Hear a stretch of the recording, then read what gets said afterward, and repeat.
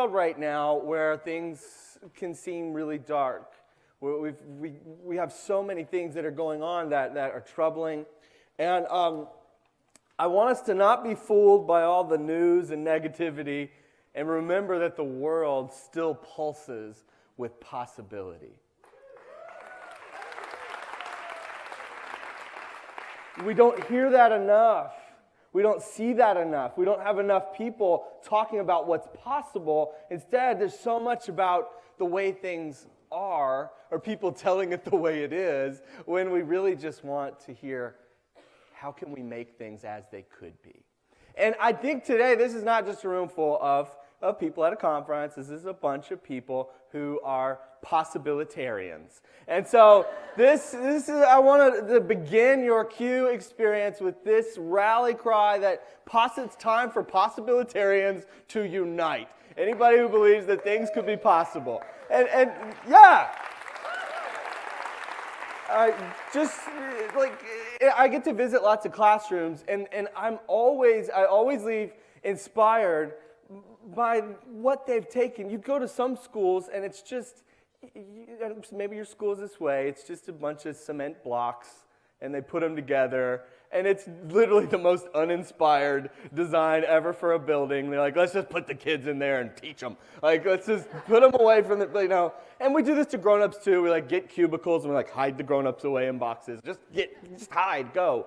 And we kind of put them in these cement boxes. But you guys, you see this space, and it doesn't even matter. You turn it into this runway. You turn it into this place where imagination is cultivated, where creativity is sparked, where hope is unearthed, where some of the kids come from a place where at home they don't have a grown-up who tells them that they're important, and then you look them in the eyes, and you may not even use the words, but you show it just by who you are, letting that kid know they matter and they have a place at the table in the world, and letting them know that something incredible is possible.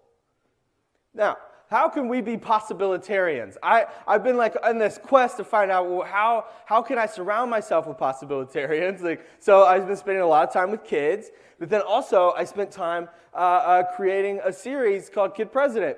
And the whole idea behind that was, could we get the world to listen to kids?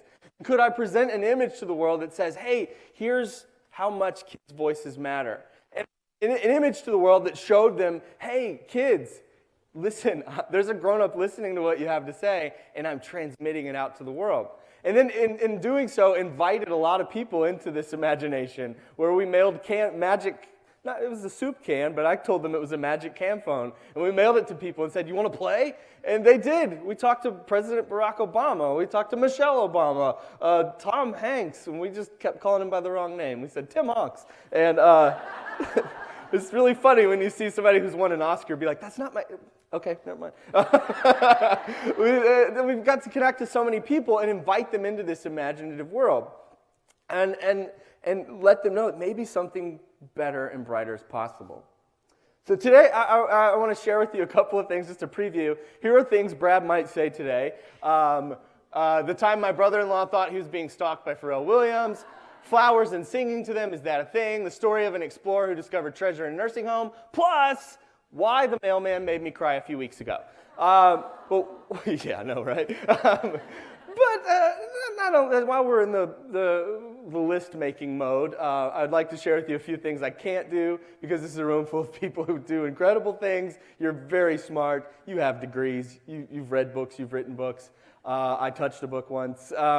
This is a few things I can't do, just to get that out of the way. I'm not a professional. I can't do math, eat with a fork, athletics, pronounce GIF correctly, organize anything, roll my tongue, work heavy machinery, go somewhere without getting lost, Excel spreadsheets, button shirts properly, open simple boxes, remember passwords, yoga without laughing, open a talk without saying something embarrassing, remember if I lock the door, even.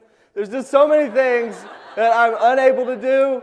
But there's something I'm trying really hard to do, and that's be a better grown-up. How can I be the best grown-up possible? How can I be who I needed when I was younger? How can I be somebody that if I time traveled somehow and met my 10-year-old self, he would go, yes, great job. Change the shirt. I want to be a better grown-up. So my life has been titled Operation Be a Better Grown-Up. And in doing so, I'm learning that it has a whole lot to do, and you guys know this because you're smart, it has a whole lot to do with being more like a child. And not being childish, because the world is plenty childish, but being more childlike. How can we be more childlike? To live with wisdom and wonder and whimsy like a child does, to see things the way they do, to be on a quest for wisdom, to be learning, to be in a quest for wonder where your eyes are anew, where every day is new. We were at the grocery store with my kids, and you know what? They saw something that was totally ordinary, and it flipped them out. Like my wife sent me this picture, and she was like, "What do you think our kids are looking at?" And this is Miles and Matilda. And the two of them are in the grocery store, and they were just delighted. And she's like, "What are they looking at?" I was like, "I don't know." She sent me another picture.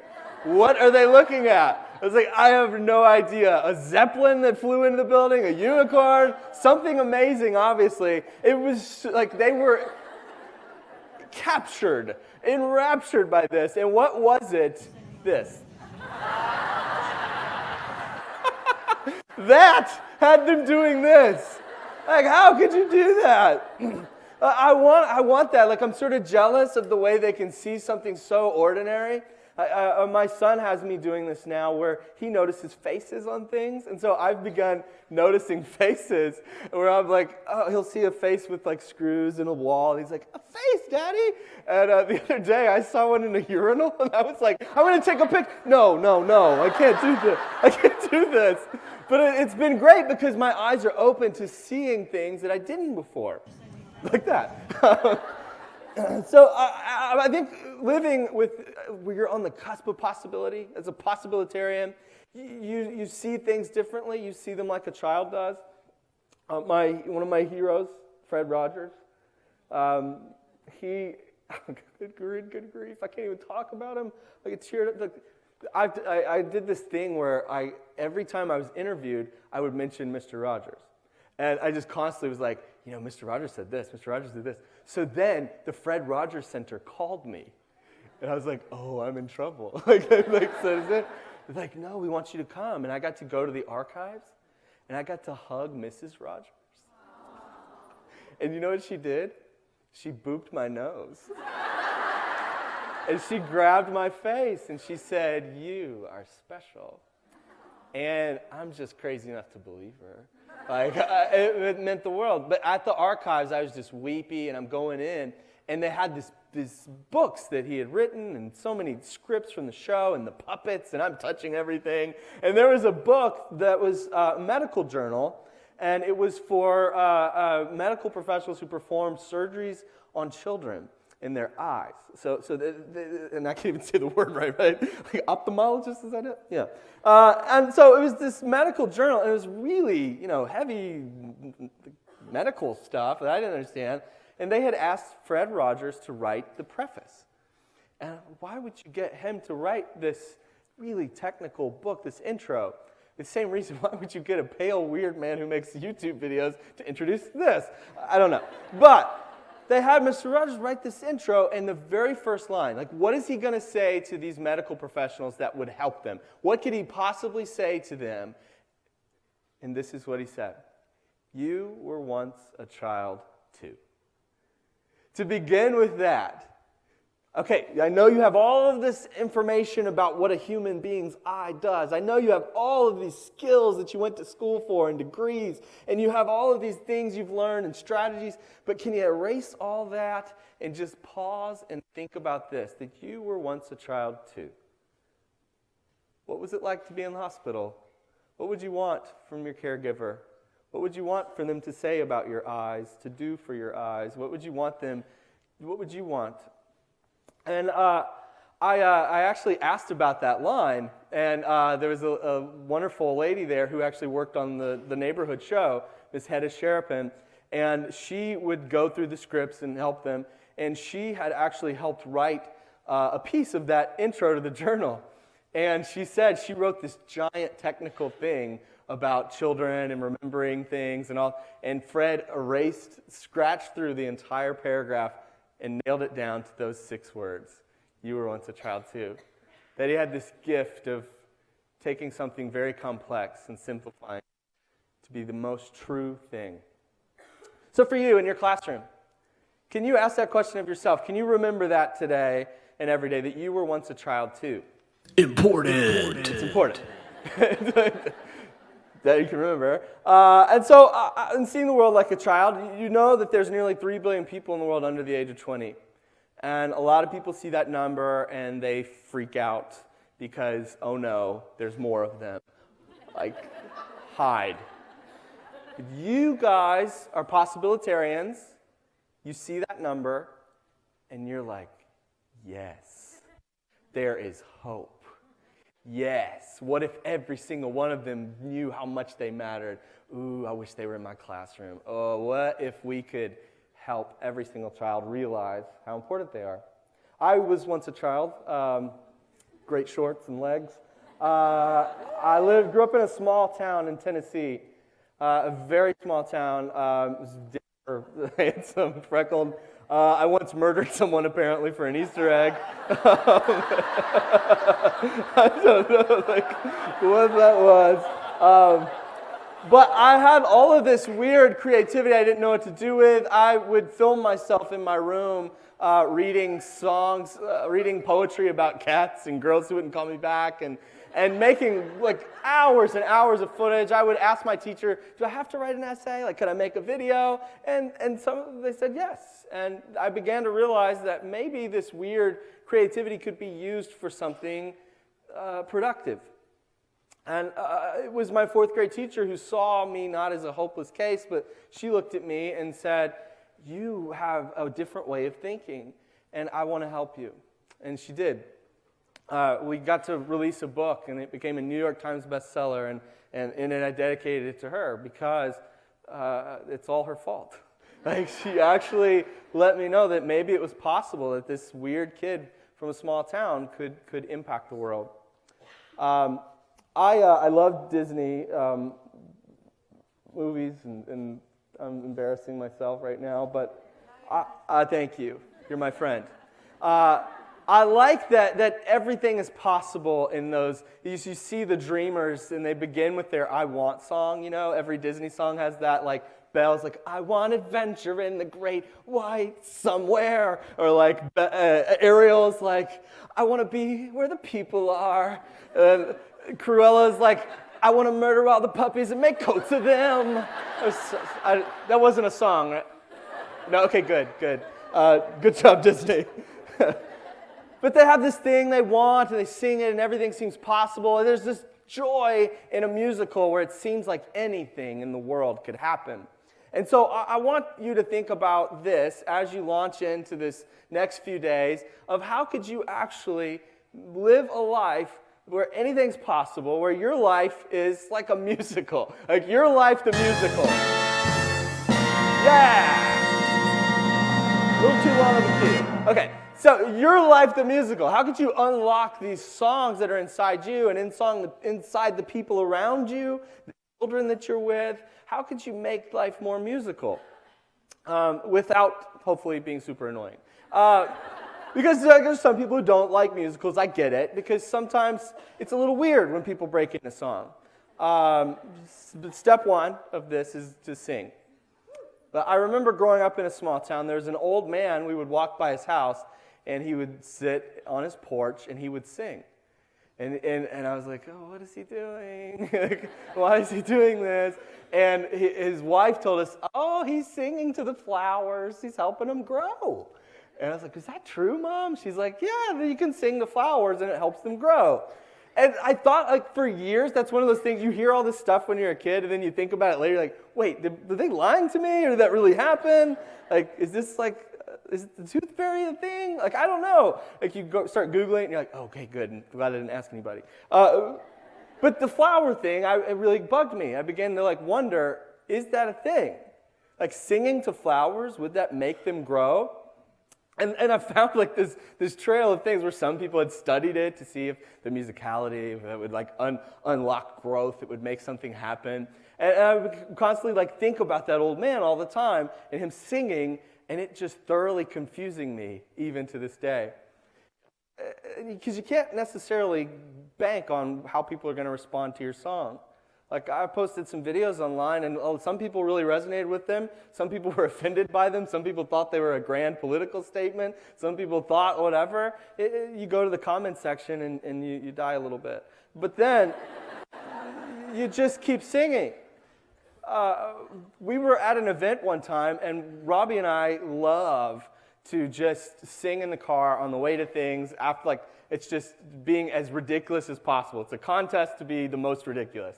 And we were in this fit where we were obsessed with Pharrell and the song Happy. Like everybody in the world was. It had taken over the world. And we were constantly listening to Happy. And then we're at an event, and Pharrell Williams is there. And I'm like, that's Pharrell. And Robbie and I had been separated because he was off in this room. I had gone off to do some work. And so I was like, we've got to find a way to meet Pharrell. And then so I find this lady, she works for him, and then she says, oh, he loves your videos. I'm like, he's seen something I made, what? And then she's like, yeah, he'd love to meet you guys. And then so I was like, okay, so let's do this. And then I go to find Robbie. Meanwhile, Robbie is in his hotel room it had this balcony thing. It was this crazy nice hotel room. He's on the balcony, and he sees somebody across the way waving at him. And then he immediately goes, stranger danger, and runs inside. And then he comes running in, he's locking the door. His mom is like, my mother-in-law, she's going, what's wrong? And he's like, there's a man, he has a gun, and he's trying to get me. And he's like, this big, long story. She's like, okay, that's weird. And then he calls me, and he's like, man, there's this guy who's super weird and creepy. I was like, Robbie, I don't care. Like, Pharrell wants to meet us. And he's like, okay, let's go do it. We go downstairs, and I'm like, it's Pharrell. And Robbie goes, it's the guy, stranger danger. Like, stranger danger, no. And but then they got their picture. It was this really special moment. And Pharrell's like, yeah, you really seem to be weirded out by me. And he's like, I thought you had a gun. It's like, no, I didn't. I'm just Pharrell. So you can never quite know how you're going to be perceived or how you're going to be received in the world, but you sing anyway. And I've been learning that when you sing anyway, you begin to realize maybe what's best is to actually sing what's in my heart. That's what the Disney characters are doing. They're singing what they actually want, what's deep down inside them. But how do you find that? And it takes digging deep in a mind. It takes like going into this, I began to make a map. And as the mines of hustle is this place you have to go to search for diamonds. And they're not like money. It's a diamond of heart. When you really begin to search inside and you find this heart, you have something really special to share with the world. And in order to do that, you sort of need a compass, too. So, and I think that the explorers most capable have a compass unbreakable. Like, you have this compass that guides where you go and where you're going to go. So then I made a map of this whole thing, and I called it the Maker's Map. And I began, to send them out to different people and sharing them in classrooms. And because it really was just something to help myself. Because there's so many dangerous places in the creative journey. Like, if you really want to make something that's from the heart, it can be treacherous because there's lots of places. There's Inspiration Island, where hopefully, you feel like that's where you are today. You're at this place where everything's inspiring, but you can't live there. You can't stay there. You can't live off conference food all the time. Like, you have to go out into the world and actually apply this stuff. This is like the group huddle for the football game. You have to go out on the field and play. So Inspiration Island, but then there's this water you have to cross, the Sea of Insecurity, which is, I have a boat there that I live on. It's this place you have to cross to get to the next place, which is Doubt Valley. And on Doubt Valley is a place where you're like, is this thing even matter? Like, is this worth the struggle? Should I drop it? Are people going to care? Like, what are they going to say about me? Or you could just kind of go and move your stuff over to the Cliff of Comfort. It's really nice. It's comfortable. You got a great view, but it leads nowhere. Or you could go to the Fog of Fear, which is this place where maybe you're there right now. You're like, I don't know why I'm doing this job. Like, where am I? But it's really this fog around you because you don't have a clear vision of what's actually ahead, like what's possible next. The tar pits of approval, the comparison canyon, the comments section. There's no life there. But where you want to get to and where I need you, where the world needs you, is at the campfire. We need you to come to the campfire, this place where for countless years mankind has gathered around a fire for its warmth, for its community, for the stories that we can share with each other, for the gifts we can give, the inspiration, the food we can nourish each other's souls with. Is your classroom this campfire maybe? Maybe this is not Inspiration Island. Maybe this is a campfire too. If you're doing it right, you're going from these different places on the map and you keep coming back to the campfire, either to listen or to share or both. I yesterday shared this idea with some elementary school kids. Pin Grove Elementary, yes, and Phillips, nice hat. And I just, it was wind in my sails. It was just so much fun to meet these kids, and I would share with them the map. I would share with them what they could do, and then I gave them a blank sheet of paper. I said, this is not a blank sheet of paper. This is just a big pile of possibility. What do you want to fill this blank sheet of paper with? It's got nothing on it, but could you, this is a challenge, could you fill this blank sheet of paper with the most joyful thing in the world? And I began to ask them that question. What if we were to set your sheet of paper into a dark room? Could it light it up? Just fill it with whatever you want. So they used their imagination. They began to fill their sheets of paper with really cool things. This is a volcano of love, which is awesome.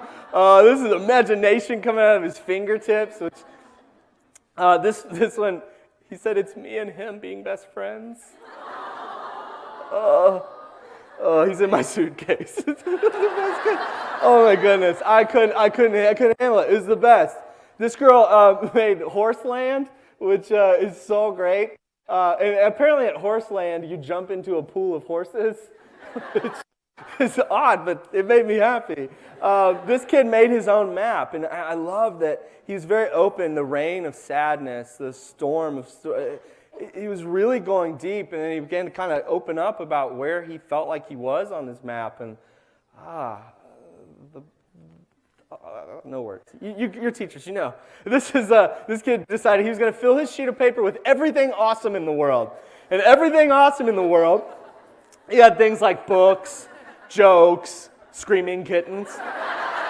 But this is the one that I loved. He had his teacher. And, good grief, I was floored by that.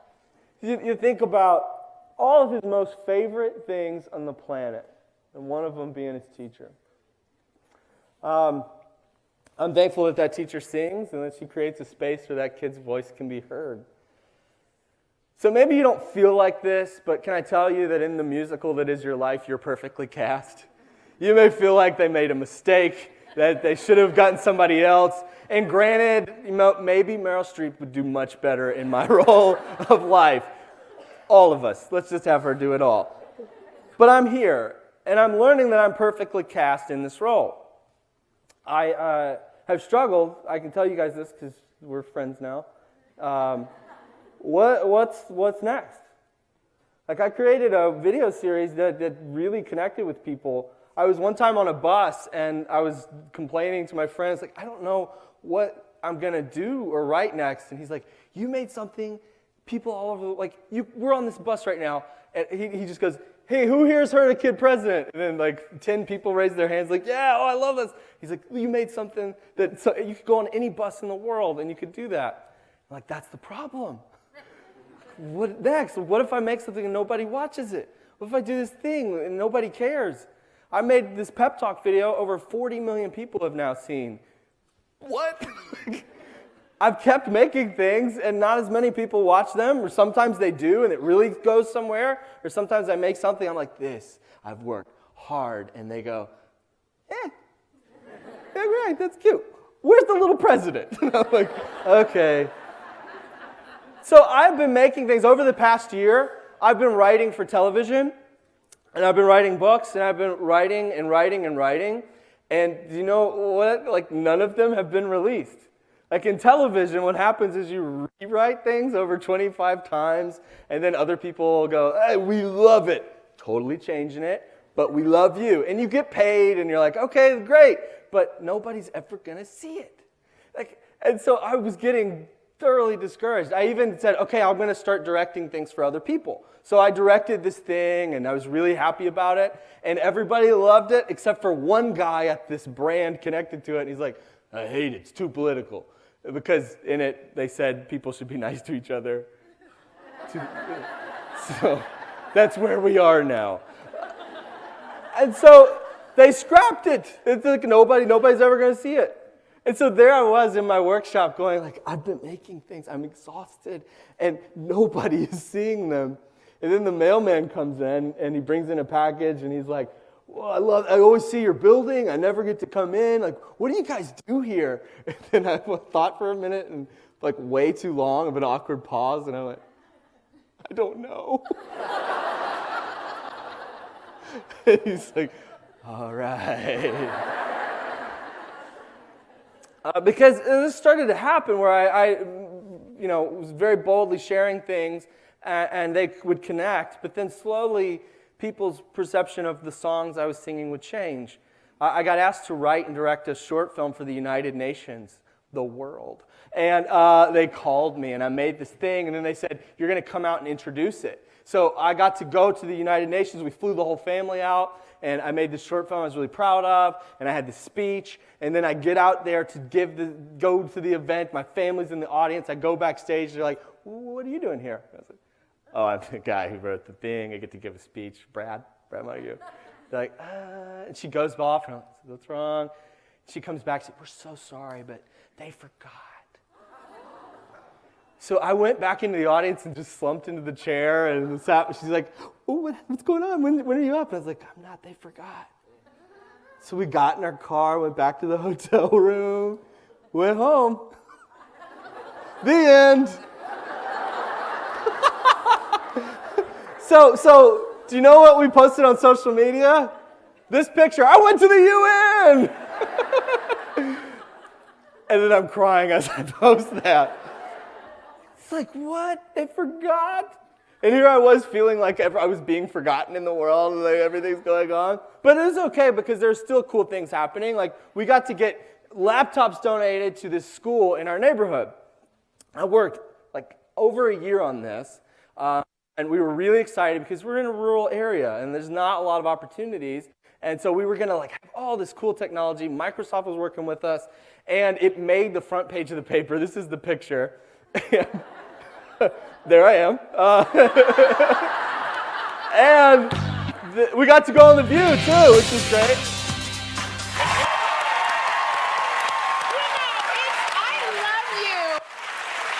President, I don't know if you're aware of this, but we have been trying to get you on our show for several years now, and I'm so happy you could join us.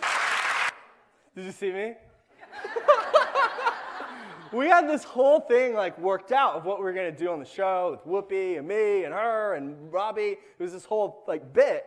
And then they send us out to go out in the audience like, nah, you're over here. This is where I am.